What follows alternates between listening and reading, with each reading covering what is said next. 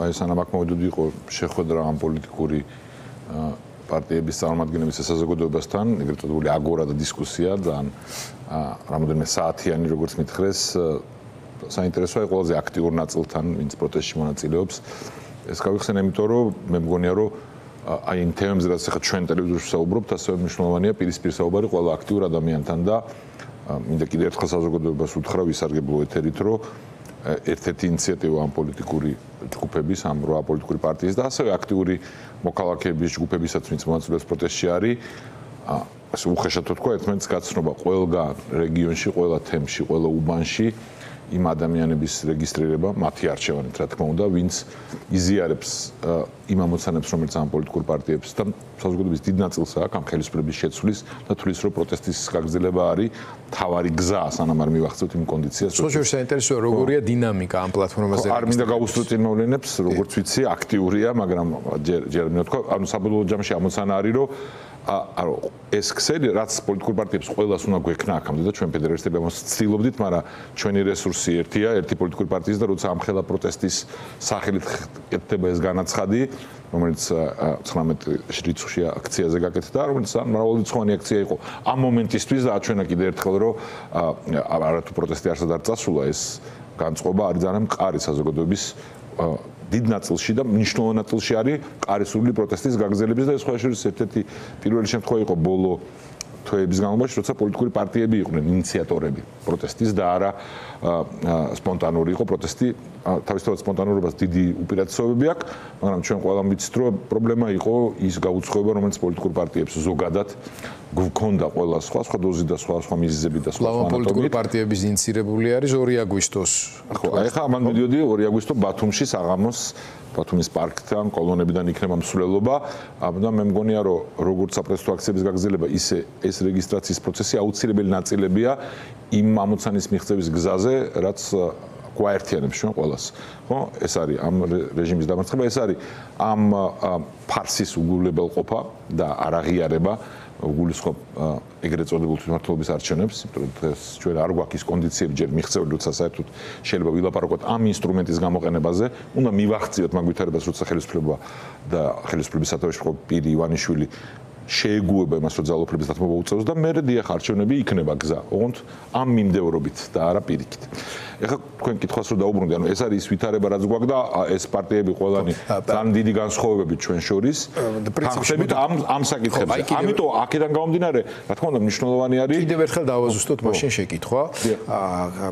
გიგა, სიტუაცია ასეთი არის, რომ არის 8 პოლიტიკური პარტია, რომელიც თვითმმართველობის არჩევნებს არ მიიჩნევს და მაშინ მონაწილეობას სწორად და ამ თვითმმართველობის არჩევნებს ამ ვითარებაში ამ მომენტში კი ბატონო და არაღიარების არათანამშრომლობის გზას მიუყვება. აღმოჩნდა რომ ამ ფლანგზეც, ასე ვთქვათ, აი ამ გაერთიანებაშიც შეიძლება არის გარკვეული ტაქტიკური განსხვავებები, რომელიც შეიძლება სტრატეგიულშიც გადაიზარდოს, იმიტომ რომ 4 ოქტომბერი გარკვეული თარიღი, რომელთა მიმართებაშიც რაღაცა მოლოდინები იზრდება ნაწილ და ეს არ არის პოლიტიკური პარტიების მიერ, ასე ვთქვათ, ორგანიზებული, მაგრამ პოლიტიკური პარტიების წარმომადგენლების მიერ მაგაში ახლა მე მგონია, რომ იმ განცხადებით, რაც დღეს ახლა თქვენს გაიხსენეთ, ხო, თავმჯდომარის ნაწილობრივად 4 ოქტომბრის შეკრების შემოვიდა, ხო? როგორ ფიქრობთ თქვენ ეს როგორი ეს ახლა არ გაჩენილა, ახლა თქვენ თვითონ მძარეთ, ანუ ამ განცხადებას ნაწილობრივად თავმჯდომარის არ გაუჩენია, ეს თემა მეც ვნახე, მქონია საუბარი, რომ მედიაში საჯაროდ ადამიანები საუბრობენ, მათ შორის პოლიტიკური ლიდერები ნაციონალ-მოძრაობის პოლიტსაბჭოს თავმჯდომარე საუბრობდა ამაზე, ამიტომ ჩემი აზრით აბსოლუტურად ბუნებრივი იყო ის, რომ თავმჯდომარემ თავის პოზიცია დააფიქსირა. წინამ შემთხვევაში ეს გაურკვევლობა შეიძლება გაღრმავებულიყო. და რა თქმა უნდა, მეც ვიზიარებ იმ მოსაზრებას, რომ რაღაცა თარიღების თვეების წინ თქმა არა გამოიყურება სერიოზულად და ჩემი აზრით ზოგადად პროტესტის დამაზიანებელი არის, იმიტომ რომ ჩვენ გვჭირდება დარწმუნება იმ მოქალაქეების, რომელსაც პოლიტიკური პარტიების მიმართ ზოგადად აქვთ უნდობლობა და ამის საფუძველი აქვთ. ყველა ამ ტიპის არასერიოზული განცხადება, როცა თვეებით ადრე აანონსებ თარიღს და რატომაც ამასაბავ ამ ეგრეთ წოდებულ არჩევნებს, მინიმუმ არასერიოზულობის განცდას ბადებს. მით უმეტეს თუ ეხა საკუთარ პარტიაში არ ქონდა პოლიტიკურ ფიგურას, მსხვილ პოლიტიკურ ფიგურას თანამდებობით ეს საკითხი გარკვეული მით უმეტეს გაურკვევლობა იყო. ამიტომ პირიქით მე მგონია რომ ის რო დღეს ჩვენ ამ 8 პარტიაში შემავალი ერთ-ერთი პარტიის თავმჯდომარემ თავის პოზიცია კაფიო გახადა, პირიქით ხელს შეუწყობს იმას რომ ეს გაუგებრობა აღარ გაღრმავდეს. იმიტომ რომ მეც ვთვლი რომ მხოლოდ საზიანო არის ამ ტიპის განცხადებები თუ ნებისმიერ ჯგუფს ან პოლიტიკურ პარტიის ნაწილს აქვს ის ძალა დღეს ამ წამს რომ ასეთ პროგნოზებს აკეთებს ეს ზალა იქამდე უნდა აჩვენოს ანუ წინამ შემთხვევაში ეს გამოიყურება როგორც რაღაცა ძალიან უპასუხისმგებლო მცდელობა მოლოდინების ზრდის და მეორე ვიღაცისთვის ამის დაბრალების რო იცი რა ხარ მხარი არ დამიჭირეს ამიტომ ეს არ შედგა წინასწარ მე პირადად 4 ოქტომბერს კი არა 4 ნოემბერზე თანახმოვარ ამ ხელისუფლების დასრულებაზე მიუხედავად რომ ვისურვებდი რომ მომხდარიყო წლებით ადრე ამიტომ კიდევ თქო მეორე თარიღების დასახელება არასერიოზულია მითითებები რაღაც რევოლუციურ სცენარზე უპასუხისმგებლოა არა მარტო იმიტომ როგორ გამოიყენებს არა მარტო იმიტომ თუ როგორ გამოიყენებს ამას ივანიშვილის რეჟიმის პროპაგანდა არამედ მაგის მიღმაც შიგნითაც აი იმ ადამიანს თუ ვინმეს ძალიან არ უდუხს ახლა გული და ისეა განწყობილი დასარწმუნებელი ყავს ჩვენ რომ პოლიტიკურ პარტიებს შეგვწევს უნარი რომ ამ საკითხზე ერთობლივად ვიმოქმედოთ ასეთ ადამიანში პირიქით მეტუნდობლობას გამოიწვევს იმიტომ რომ არასერიოზულია დღევანდელ ვითარებაში ამაზე საუბარი ამიტომ დღევანდელ ამბავს როგორი მწვავე დისკუსიაც არ უნდა გამოეწვია პირიქით დადებითად ვაფასებ იმიტომ რომ ახლა პარტიას ყავს თავმჯდომარე ნაცნობ მოძრაობის ის წარმოადგენს მას ჩვენთან ურთიერთობაში ხარდამჭერებსაც ხადია დაჭირდებათ უფრო მეტი ახსნა განმარტება რატომ იმიტომ რომ არა მარტო შიგნით პარტიაში იქ აი დღესაც იყო აი ამ შეხვედრაზე ამაზე საუბარი 4 ოქტომბრის არის ბატონი პაატა ბურჭულაძე რუსთაველის გამზირი ესეთი მოძრაობა არის რომლებიც თავიანთ კამპანიას აწარმოებენ კი ბატონი ხაბეიშვილი აქტიურად იყო ჩართული ამაში პარტიულ ნაწილში რაღაცა გარკვეული კაფიობა თითქოს გამოჩნდა მაგრამ ერთის მხრივ ეს 8 პოლიტიკური პარტია ამბობთ რომ სიტუაცია იმდენად მძიმეა და ხელისუფლებო რეჟიმმა იმდენად დამაზიანებელი სახე მიიღო ქვეყნისთვის, რომ თვითმმართველობის არჩევნებში შეყოლომ შეიძლება ნორმალიზება გამოიწვიოს და ეს გზა არის ნორმალიზება არა, პირიქით, რეჟიმის დასუსტების საქმეს შეუშლის ხელს თორე ნორმალიზებას პირიქით ეს რეჟიმი არის არანორმალიზების რეჟიმი ქაოსის ძალადობის კი ბატონო ეს იმიტომ რომ პირიქით მაგას იყენებენ რომ აი ამათ ნორმალიზება ჩვენ გვინდა ნორმალიზება ხო ნორმალიზება ამ რეჟიმის პირობებში ვერ მოხდება ეს არის იმ რეჟიმისთვის შედეგად კომფორტული არასუსტებით აქეთ ვიც არის ეს ხალხი რომელსაც ჩვენ კი არ ვეუბნებით 100-იან ნამდვილად რომ 31-მდე მოცემული გვაქვს როგორც ქვეყანას მათ შორის და არა მარტო რეჟიმის სახით მაგრამ ვიზა ლიბერალიზაციასთან დაკავშირებული კონკრეტული გადაწყვეტილებები. ამას ემატება ძალიან ბევრი პრობლემა, რომელიც უკვე ველით რო ეხა რაღაცა კომისია რაღაც აშნელებას დადებს, რომელიც იგივე რუსეთთან მიმართებაში ქვეყნის სტრატეგიულ ინტერესებს კიდევ უფრო მეტად დააზიანებს. და ვეუბნებით, რომ ამათი გაჩერება არ შეიძლება დიდხანს, ხო? ის უბრალოდ ადამიანი კითხულობს, რომელიც გულწრფელად არის ჩართული ამ პროცესში, რომ კი ბატონო, ამიტომ გამოვყევით თქვენ და არ მივყვებით იმათ რაღაც საარჩევნო გზაში თუ ასე შემდეგ და ნუ მაშინ სადღაც ერთ დღეს ხო უნდა შევიკრიბოთ და უნდა დავიწყოთ ამ ყველაფრის დამთავრება. ყველაფერი ისტორია იყო ამ ბოლო კი ბატონო მოდით აი იმ ადამიანებს უთხრათ ჩვენივე ისტორია ახსოვს მინდა გითხრათ რომ თქვა ვარდების რევოლუციამ ანუ იდენტური ვითარება არ აქვს დღეს მაგრამ მაინც თუ მაინც არჩევნები უნდა იყოს ხო არჩევნების შემდეგ იყო მაგრამ თან ტერმინი რევოლუცია და რამე თარიღი არ თქმულა თვითონ რევოლუციის თარიღამდე ხო ანუ რატო ვიძახი ამას ხო ანუ ეგ განწყობა ყველაფერი სწორია ეს რეჟიმი სასურველი იყო ჩვენი ქვეყნის ეროვნული ინტერესებისთვის რომ დამარცხებული იყო ბევრად უფრო ადრე მაგრამ ეს ვერ მოხდა ამას ბევრი მიზეზი აქვს ამაზე ბევრჯერ გვისაუბრია ეხლაც ჩვენ გვაქვს საზოგადოების უდიდესი ნაწილის სურვილი რეჟიმის შეცვლისა მნიშვნელოვანი ნაწილის სურვილი პროტესტში მონაწილეობისა მაგრამ ყველანი ვხედავთ რომ ეს არ არის საკმარისი იმისთვის რომ რეპრესიული რეჟიმი ჩამოიქცეს ხო ანუ მათ აქვს სერიოზული კრიზისი შიგნით და ამაზე მინდა რომ ვისაუბროთ ეს ამაზე ვისაუბროთ მაგრამ ეს არა ვართ იმ ზღვარზე და ამ ზღვრის მიღწევას ჭირდება სიჯიუტე სწორი გაგებით ანუ ამ საპროტესტო მოძრაობის გაგრძელება მინიმუმ და ის აქციაც რომელიც ამ 8 პარტიამ დაანონსა ჩატარა თბილისში და ის რაც ბათუმში იქნება უნდა გაგრძელდეს და აუცილებლად გაგრძელდება ამას უნდა მოყვეს გაფართოება ამ საპროტესტო მოძრაობის აქტიური ადამიანების ურთიერთდაკავშირება სწორედ ამისთვის არის პროექტი რეგისტრაციის რომ ამ პარტიებთან მთელი ჩვენი განსხვავებებით უამრავ საკითხზე ამ პროცესში შევძლოთ ეფექტურად მოქმედება და მივახციოთ პროტესტის იმ ხარისხს საზოგადოებასთან ერთად რომელსაც რეპრესიული აპარატი ვეღარ უძლებს მე არ ვიცი როდის მოხდება ეს ზუსტი თარიღი არ მაქვს ვინცაც აქვს ჩემი აზრით ან არასერიოზულად უდგება ან ცოდნა აკლია ან უპასუხისმგებლოა ამიტომ ვინმე თუ მეტყვს აი რომელი თარიღია არ უნდა მოვატყუო და არ უნდა უთხრა მე რომ ვიცი ზუსტი თარიღი 5 ოქტომბერი თუ არ ვიცი 3 სექტემბერი, როდესაც ამის საფუძველი არ მაქვს. როცა ჩვენ ვიქნებით იმ ფაზაში, ამ დავამთავრეთ. ამას ხო ეს არც დაიმალება, რომ რღვევა იქნება ბოლო ფაზაში გადასული. ხო, მას შეიძლება ითქვას, რომ ზეგარი გადამწყვეტი აქცია და ხდება მშვიდობიანი გამოსვლა მთელი ქალაქის მასშტაბით, თუ მაინდა-მაინც უახლესი მაგალითი გვაინტერესებს ამისი. გვაქვს მაგალითი ჩვენ მეზობელ სომხეთში, როცა იყო პროტესტი, ბევრჯერ იყო დიდი პროტესტები, რომელიც ჩახშობილი იქნა ხელისუფლების მხრიდან, მაგრამ მე ეს პროტესტმა იფეთქა და სადაც ერთი თვეზე ცოტა მეტის განმავლობაში ისეთ მასშტაბს მიაღწია ყველა ქალაქის უბანში, რომ დაჭერები რომ დაიწყო, მან იქ ხელისუფლება მე ვეღარ გაწვდა და ჩამოიწყო. გაწვდა და ჩამოიშალა. აი მაშინ შეიძლება ბოლო წამს შეიძლება თქვა რომ ხვალ ბოლო დღეა, მაგრამ ეხლა როცა უამრავი სამუშაო გვაქვს შესრულებელი პოლიტიკურ პარტიებს და უამრავ ჯგუფს სხვას. ამ სამუშაო შესრულებასთან წინასწარ თქვა რომ აი ამ თარიღს და რატომაც გაუგებარია აბსოლუტურად, ხო? მე თუ სწორად გავიგე და მეგონი სწორად გავიგე, უკვე არსებული განწყობების მობილიზებისა და მის ორგანიზაციულად გარდაქმნაზე მუშაობა არის ახლა მნიშვნელოვანი. ეს დიდი აქციები პლატფორმას და ასე შემდეგ, რომ მთელი ეს წინააღმდეგობის მოძრაობა რაღაცა უფრო ერთიან საერთო ინტერესის გარშემო და გეგმის გარშემო მართვად დამატებითი მოქალაქეების ჩართვა მოხდეს. და დამატებითი მოქალაქეების. ამ მხრივ რაღაცა წინააღმდეგობები და ინიციატივები იყო ბოლო ხანებში, მათ შორის ბატონი ვაშაძის, რომელმაც 8 პუნქტიანი გეგმა ზურა გირჩიც მონაწილეობდა ამ გეგმის კორექტირება შემუშავებაში, ვიცი რომ ყველა თქვენგანსაც გქონდათ რაღაც ჩართულობის გარკვეული ხარისხი და ყოველთვის არსებობს გარკვეული პრეტენზიები აი ამ ერთიანობის, ანუ მართვის სისტემის მიმართ და ასე შემდეგ. იქ საერთო ელექტრონული ბაზა იქნება თუ ასე უამრავი სხვა რამ, მათ შორის გადაწყვეტილებების მიღების წესი და ასე შემდეგ. ეს წინადადებები დგას რუიანის დღის წესრიგში თუ თარიღის დათქმის რევოლუციის? თარიღის დათქმის არა. არა დგას. უბრალოდ უფრო მაღალ ორგანიზაციულ დონეზე ამ პროცესის აყვანის. არა, თქმა უნდა და ეს რეგისტრაცია ამისთვის არის საჭირო, ოღონდ ჩვენ ამავე დროს არ ვატყუებთ არც ადამიანს და არ ვეუბნებით რომ ეს პარტიები არ შერწყმულან, ხო? ჩვენ გვაქვს თანხმობა რამოდენიმე პრინციპულ საკითხზე.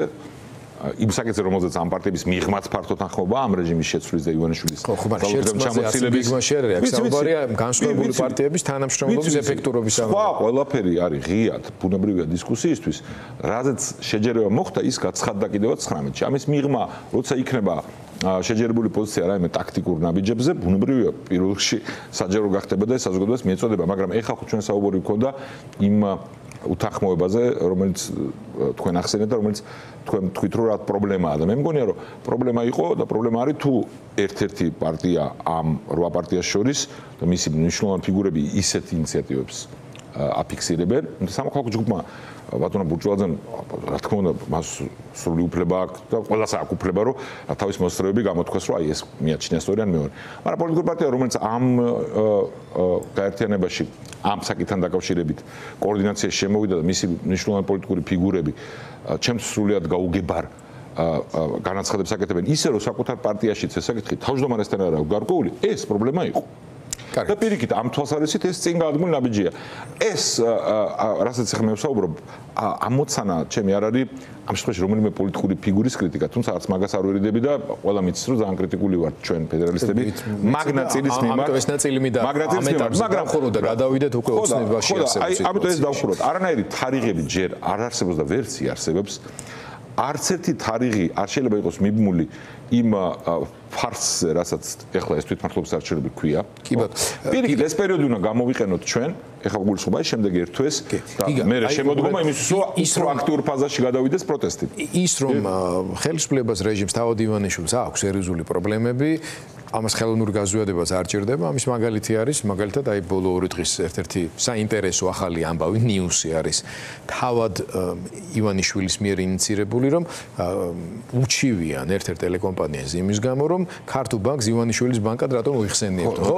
საოცრული აბსურდია, მაგრამ მაგაზე უფრო სერიოზული არის კორუფციის ამბები, რომელზეც მინდა რომ რამოდენიმე წუთი აუცილებლად დავუთმოთ. კი ბატონო, დავიწყოთ ამ თემით. არის ეს ნიშნები პირდაპირ ჩა, სადაც აქვს პრობლემები და საითქენაც ელიან და ასე შემდეგ, მაგრამ რამდენად სერიოზული არის ეს პრობლემები იმისთვის, რომ რეჟიმმა შიგნიდან დაიწყოს ჩამოშლა და რა დამატებით ფაქტორები უნდა შემოვიდეს, როგორც უცხოეთიდან, ასევე ქვეყნის შიგნითაზე უკვე ვილაპარაკე ჩვენ ამაზე. ხო, მაგრამ კიდევ უნდა დაუბრუნდეთ, მაგრამ ჯერ პირველი რაც უნდა ვთქვათ საზოგადოებამ იმათმაც ვისაც ეს განწყობა მყარი გვაქვს წლებია რომ სისტემასაც ერთი ადამიანი რომელიც კონსტიტუციის მიღმა არის და რომელიც აი სუდი პატრონივით ექცევა აი შინაური ცხოველების ცუდი პატრონებით საკუთარ გუნდსაც და უნდა რომ მთელი ქვეყანა ესე იყოს განწირულია რომ კორუფციული იყოს თამაშის წესები. მაგრამ ნუ აქამდე ეს თუ ოპონენტების მტკიცება იყო ან თუნდაც საფუძვლიანი რაღაც ჟურნალისტური გამოძიება და დასკვნები ჩვენ ახლა ყველანი უყურებთ ბოლო უკვე დღეებზე მეტია თვითონ ამ ხელისუფლების ანუ ივანიშვილის რეჟიმის წარმომადგენლების ნაბიჯებს,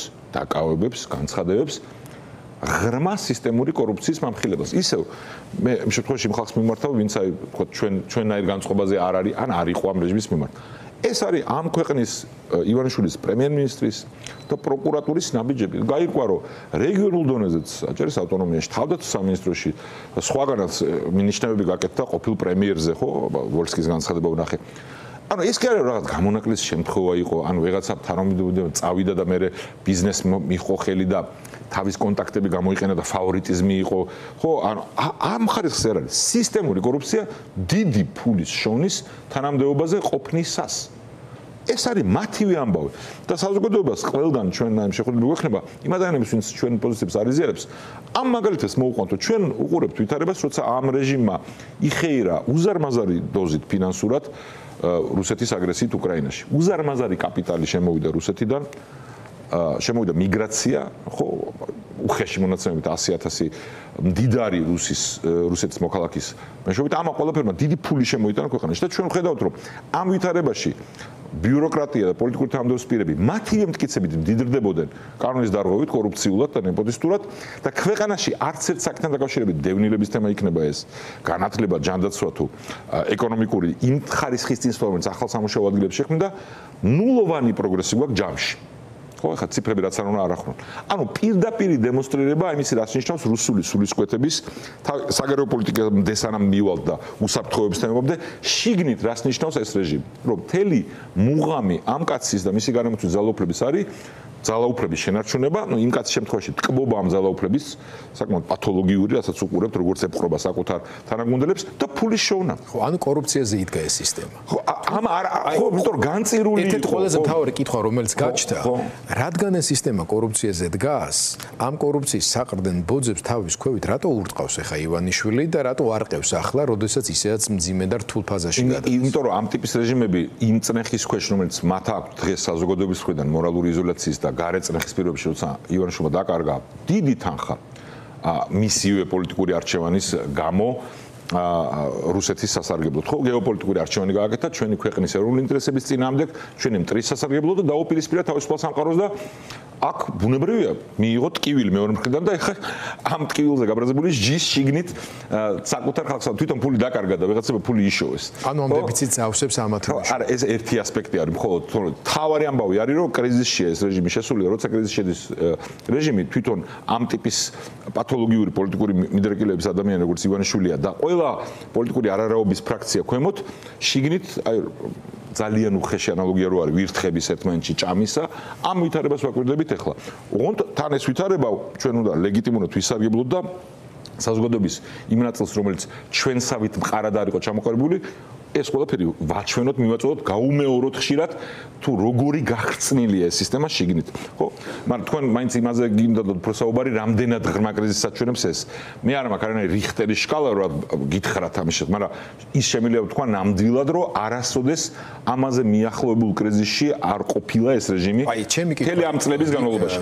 ეს გიგა უფრო რას უკავშირდება, იცი რომ გასაგებია რომ ეს ასეთ ტიპის სისტემა დგას კორუფციაზე და ძალოვანი სისტემის და პროპაგანდის და გარდაუვალია შიდა კონფლიქტი რაღაც მომენტში. ეს შიდა გარჩევები რაც ხდება ახლა და ეს დაპირისპირებები შეიძლება ჩვენთვის საყურებლად კაი ის კი არის სეირია. არა, არანაირი სეირია. მე ჯამე შემეთქვა სეირის პირიქით. კატასტროფულ ვითარებას ვაჩვენებს და თუ რამით უნდა ვისარგებლოთ, ლეგიტიმურად არის. ეს კითხვა მაქვს, რომ სისტემამ დაინახოს გავლენას მოახდენს იმ ყველაზე მნიშვნელოვან ბერკეტებზე, ინსტრუმენტებზე, რომელიც აი მაგალითად პროპაგანდისტულ საშუალებებს პროცედურებზე. ან მაგალითად იგივე ძალოვან სისტემაზე, რომლის მეშვეობითაც ის ახშობს სამართლიან პროტესტს. ეს არა, ყველაფერი ეს რეჟიმს ასუსტებს, ოღონდ არა იმ დოზით ჯერჯერობით რომ თქვათ რომ ვეღარ აკონტროლებს ვითარებას, ეს რო ასე იყოს დავინახავდით. თავისთავად ყველა ამ კლანთან დაპირისპირებულის მათივე ამ კაცისვე შექმნილი იყო პოლიტიკური არაობებისგან, ბუნებრივია მათ ასუსტებს, იმიტომ რომ ამ ხალხის ამ დაჯგუფებებისგან შედგება ხო ეს რეჟიმი. ოღონდ ეგეც არ არის ყველაზე უფრო მთავარი. ყველაზე უფრო მთავარი საკითხია საზოგადოების ძალის ამბავი და ამ რწმენის გაჩენა, იმიტომ რომ ერთ-ერთი მიზეზი რატომაც ამოდის ზემოთ ეს ლექი და რატო ხედავთ იმას, რაც ყოველთვის არსებობდა, არის ის წნეხი, რაც მოდის საზოგადოებისგან. და რა თქმა უნდა, გარედანაც, მაგრამ ამ შემთხვევაში საზოგადოება ყველაზე მთავარი. ამიტომ ჩემთვის როგორც ამ მოძრაობაში აქტიური მოქალაქისთვის და პოლიტიკურ ცხოვრებაში ყოფი ადამიანისთვის მნიშვნელოვანია, რომ რაც შეიძლება მეტ მოქალაქემდე მივიტანოთ ეს ამბავი, რომ რაც აქ უყურებთ ახლა. ჩვენ ეს არის უტყუარი კიდევ ერთი ნიშანი, რომ ამ რეჟიმის მოცილების გარეშე ქვეყანაში ნორმალიზაცია, დამშვიდება, ჩვენი უსაფრთხოების უზრუნველყოფა და პერსპექტივის გაჩენა არის შეუძლებელი. ანუ ეს ხალხი, აი ვინც ახლა თვითონ გვეუბნება, რომ სისტემურად ფულის მოპარვა ნორმად ჰქონდათ ქცეული, თვითონ გვეუბნებიან, ვერასოდეს ეს კაცი და მისი არაობები ქვეყანას თავისუფლების სამშვიდობოს ვერ გაიყვანენ. რაც უფრო მეტი გვექნება ჩვენ რწმენა და რაც უფრო მეტი მოქალაქეს დავარწმუნებთ, რომ ერთადერთი გზა არის შეუგუებლობა, წინააღმდეგობა, ქუჩაში პროტესტი, საკუთარ მეზობლებთან, ახლობლებთან, ყველგან ამ ამბის გატანა, გაფართოება პროტესტის, ეგ არის ერთადერთი გზა. არის კიდევ მეორე ყველაზე მნიშვნელოვანი, რასაც თქვენც და თქვენი კოლეგები ხშირად ამბობ, ანუ შიდა პროტესტის კიდევ უფრო გაფართოება, მაგრამ გარედან ზეწოლის გააქტიურება. გარედან ზეწოლა ფაქტორია, ოღონდ ამ მიმდევრობით. შიდა ამბავს ეყრდნობა გარე ამბავი. ხო, აი ამის კითხვა მინდოდა და ორიოდი სიტყვა. ბევრჯერ პირიქითაც გონია, კარგ ადამიანებსაც და მოქალაქეებსაც. მინდა მოასწროთ მათ შორის საგარეო ფაქტორებზე გაამახვილოთ ყურადღება. თქვენ როგორ ხედავთ აი ამ პერსპექტივას? ევროკავშირმა გაამკაფიოა და გაამკაცრა ენა, თუმცა ევროკავშირს როგორ ჩანს იმდენ ბევრი ბერკეტი თითქოს არ აქვს, რომ მყისიერი გავლენა მოახდინოს შეერთებულ შტატებთან და ტრამპთან მიმართებაში. ამათი დამოკიდებულება ცხადია შიშის გამო უფრო სხვაგვარად გამოიყურება. იქაც რაღაცა ელჩმა ასიგნებები გადაძევლად გამოაცხადეს ტრამპი. აი რა მოლოდინები გაქვთ ამ მხრივ, როგორც ევროკავშირის, ასევე შტატების? ხო, მე არ ვიტყოდი რომ თავისუფალ სამყაროს ამ შემთხვევაში შეერთებულ შტატებს და ევროკავშირის ბერკეტები არ აქვთ. აქვთ ეს ინსტრუმენტები და ნაწილი გამოიყენეს, ოღონდ ჩვენ ბევრი ფაქტორის გამო, რომელიც საგარეო ურთიერთობაში სხვადასხვანაირად ვლინდება, ვერ ვიტყვით, აი როდის თქვენ ხახსენეთ რომ აი 31 აგვისტომდე გვაქვს დრო. ხო, მე ასე არ ვიტყოდი რომ ჩვენ ჩემი აზრით დროს ვკარგავთ უკვე კარგა ხანია. ანუ ერთი თარიღი არ არსებობს, რომლის მერეც ყველაფერი მთავრდება. ეს არის პროცესი, რომელიც ღმერთმა დაგვიფაროს და მე წამს რო არც მივა იმ ზღვრამდე, იმიტომ რომ იქამდე დამარცხდება ეს რეჟიმი, როცა ისტორიულ მარცხს განიცდის ქართული სახელმწიფოებრიობა საბოლოოს. მაგრამ მე ვერ გავთვლი როგორც საქართველოს მოქალაქე და როგორც პოლიტიკოსი იმაზე როდის მიიღებს თავისუფალი სამყარო იმ ხარისხის ნაბიჯებს, რომელიც აი მყისიერად დაეთყობა ვითარებას. მე ეს არ ვიცი. მე ვისურვებდი რომ უფრო ადრეც მომხდარიყო, მაგრამ მე ვიცი ერთი რამე, რომ გარდაუვალია რომ ეს ვითარება დამძიმდეს ამ რეჟიმისთვის. უბრალოდ ჩვენ რადგან უნდა ვესაუბროთ მოქალაქეებს არის ის, რომ ამ შემთხვევაში ჩვენი ეროვნული ინტერესები ეწირება იმას, რომ ყავს ხელისუფლება, რომელიც წარმოგვადგენს საერთაშორისო ასპარეზზე. უვიზო მიმოსვლაზე მინდა თქვა, რომ ძალიან მცდარ რამეთ მიმაჩნია, რაც მესმის ხოლმე ამ ბოლო პერიოდში რიგი პოლიტიკური თუ სამოქალაქო ფიგურებისგან ჩვენ ბანაკში. განაცხადები, რომ აი ჩავედი ბრიუსელში და თხოვეთო, რომ აი ქართულ ხალხს არ მიაყენოთ ზიანი. და ამას ქართული ტელევიზიით იძახიან. ანუ ორმაგად საზიანოა ეს. ჯერ ერთი არ არის ეს დამოკიდებული ქართულ ოპოზიციაზე და სამოქალაქო ფიგურებზე, რა გაწყობას მიიღებს და როდის ბრიუსელი. ეს არის ივანიშვილის რეჟიმის პროპაგანდა, რომ აი მოღალატეები ცდილობენ ძირი გამოგვითხრონ, ხო? ეს ტყუილია. მეორე თუ და როდესაც მიიღებს ევროკავშირი ამ გაწყობას, აქ პასუხისმგებელი იქნება მარტო ერთი მხარის. ივანიშვილის რეჟიმისა. ეს არ იქნება ქართული ხალხის წინამდე გადადგმული ნაბიჯი, იმიტომ რომ როგორც კი შეინძახი რომ თხოვ ამას, ანუ რაღაც ნაწილობრივ ეთანხმები იმ ნაწილს, რომ არ უნდა მიიღონ ეს გადაწყვეტილება სამწუხაროდ, მოც უნდა უთხრათ ხალხს, რომ ჩვენი პასუხისმგებლობა არის ამ რეჟიმის შეცვლა. სანამ ეს რეჟიმი წარმოგადგეს, ჩვენ მუდმივად გვექნება საფრთხე დამატებითი ზიანის მიღების. თავისთავად ის საკითხი რომ დგას უკვე რომ შეზღუდვის ამ ამბის უკვე განაჩენია პოლიტიკური. და ამიტომ არ მივიღოთ თუ ამ გადაწყვეტილებას მიიღებს ბრიუსელი რაღაც მომენტში და მე არ ვიცი ეს მოხდება თუ არა და არ ვიცი როდის მოხდება. ეს იქნება ნაბიჯი გადადგმული იმის გამო, რა პოზიციას დაიკავა ივანიშვილის რეჟიმმა მნიშვნელოვან საკითხებში საერთაშორისო ასპარეზზე. მათ შორის ჩვენი ქართული ეროვნული ინტერესების საწინააღმდეგოდ და არ იქნება ნაბიჯი ქართული ხალხის წინააღმდეგ გადმული.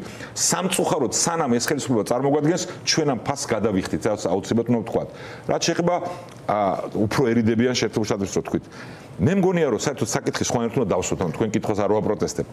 ჩვენ გვჭირდება ხელისუფლება ამ სარისკო და ამავე დროს შესაძლებლობებით სავსე პერიოდში ისტორიულში, როდესაც დაპირისპირება რუსეთსა და თავისუფალ სამყაროს შორის წვავდება, ხო ჩვენ ხედავთ ხო შეერთებულ შტატებთან კრიტიკულ ფაზაში შედის ეს ყველაფერი, თქვენ ახსენებთ ახალი დოზა სანქციების, უკრაინის დახმარების იმედი მაქვს ხარისხობრივად შემდგომ ეტაპზე გადაყვანა, რომელიც მე წამს რო დამთავრდება ამა თუ იმ ფორმით ამ ბოროტების იმპერიის მემკვიდრე პუტინის რუსეთის მარცხით.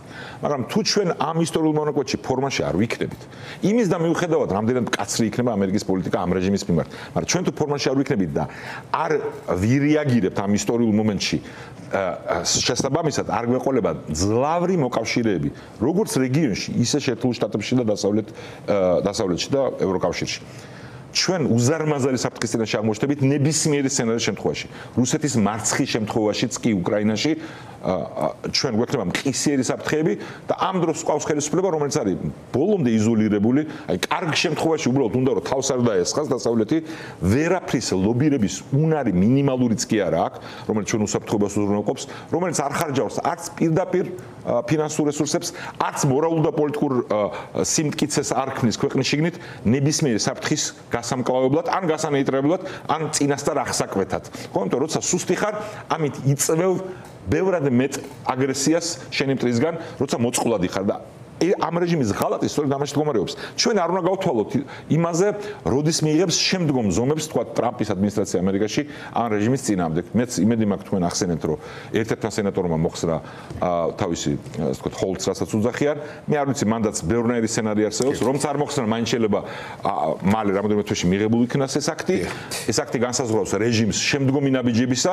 უღონდ ჩემთვის მნიშვნელოვანია, რომ ყველა მოქალაქემ გაიგოს, რომ კატასტროფაა უკვე ის, რომ ეგ საკითხია განსახილველი საკითხი ამერიკაში. რანაირად წარმოგვიდგენია ჩვენ რომ ამ ხელისუფლებით და ივანიშვილით გავალთ სამშვიდობოს და ფეხზე დავდგებით და ამ უზარმაზარი საფრთხეების ნიაღვარში ვიქნებით მყარად, როდესაც საკითხი დგას იმაზე, ატკენენ ხვალ თუ ატკენენ მასზექ შეერთებულ შტატებიდან. ეგ უკვე არის კატასტროფა და ეს არის რაც ყველა მოქალაქეს უნდა მიუტანოთ, ხოლო იქამდე ვინც არის ბათუმში და ვინც შეძლებს ბათუმში ჩასვლას 2 აგვისტოს საღამოთი მსვლელობა და ეს აქციები აუცილებლად უნდა გაგრძელდეს და დასრულდეს საქართველოს გამოსვლის ამ ჭაობიდან, რომელშიც რუსული საქმის მკეთებელმა ხელისუფლებამ შეიყვარა. მადლობა თქვენ ფედერალისტები, ჩვენ გადავალთ. და ბოდიში დარეგისტრირებისკენ მოუწოდებ კიდევ ერთხელ ყველას ჩვენ გვერდზეც, ყველა ამ პოლიტიკური პარტიის სოციალური მედიის გვერდზეც და ყველა სხვა საშუალებით არის ეს ხელმისაწვდომი და ყველას გთხოვთ, რა პოლიტიკური შეხედულებაც არ უნდა ქონდეს, აი ეს პარტიები რომ არ მოგწონდეთ, ვისაც მყარი რწმენა აქვს, რომ აქტიური პროტესტი არის აუცილებელი და ამ რეჟიმის დამარცხება, გთხოვთ რომ დარეგისტრირდეთ, რომ ხალხმა ერთმანეთი გაიცნოს და შემდეგ გვექნება უამრავი აქტივობა სწორედ ამ საზოგადოებრივ ძალაზე დაყრდნობით. მადლობა თქვენ. მადლობა.